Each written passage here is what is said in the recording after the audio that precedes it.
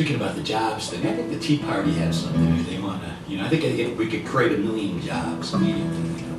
They want to drill in the Everglades and the wetlands and off the coast of the U.S. And I think we could get 1 million people to clean up the shorebirds and the otters. It's just sounding. It's a plan.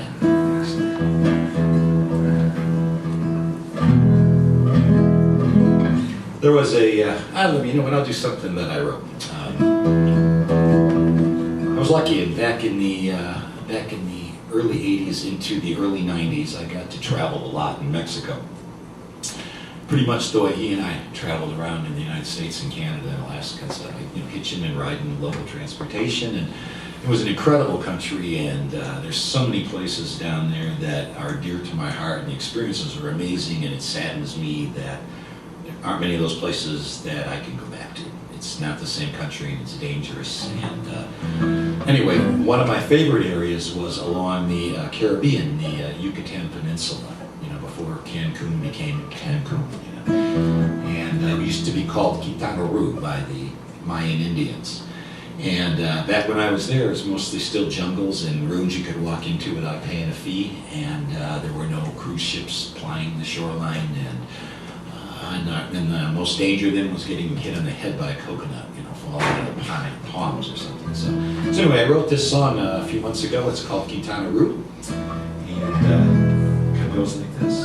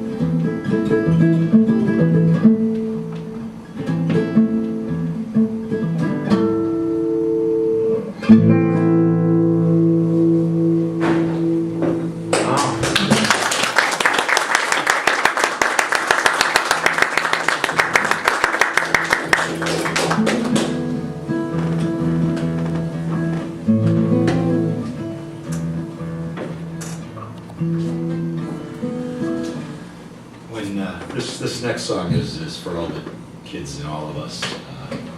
When I was growing up as a very young kid, of course, the first thing I wanted to be was a cowboy.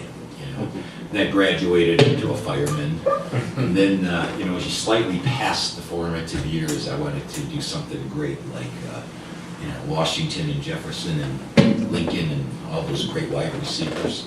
And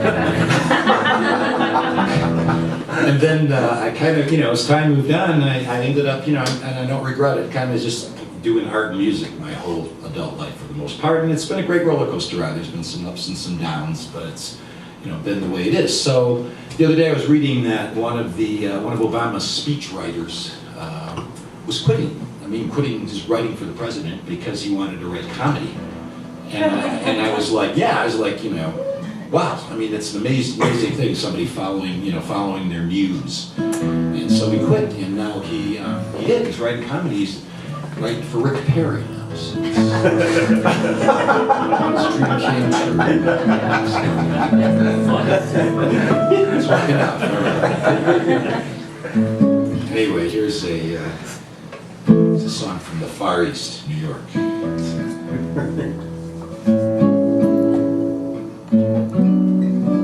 You'll know this one.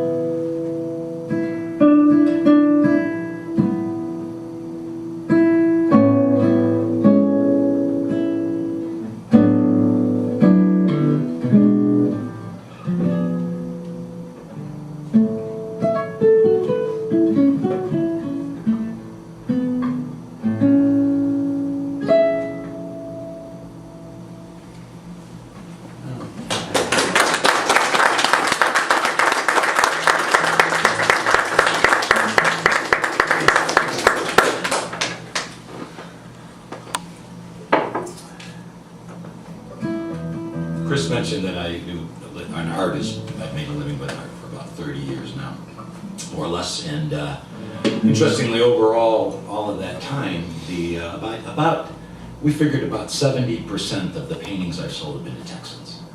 It's amazing.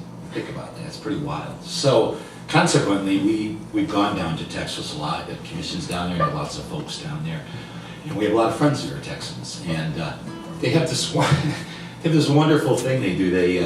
And it seems peculiar to them across the board. Like they'll be telling you, some story that will seem like it's evolving into a diatribe, and just about the time that you're like, I gotta go feed the dogs, kind of thing. They do this thing. They always go like this. They go, well, long story short, and then they finish it. I'm not kidding. It's true. It's great.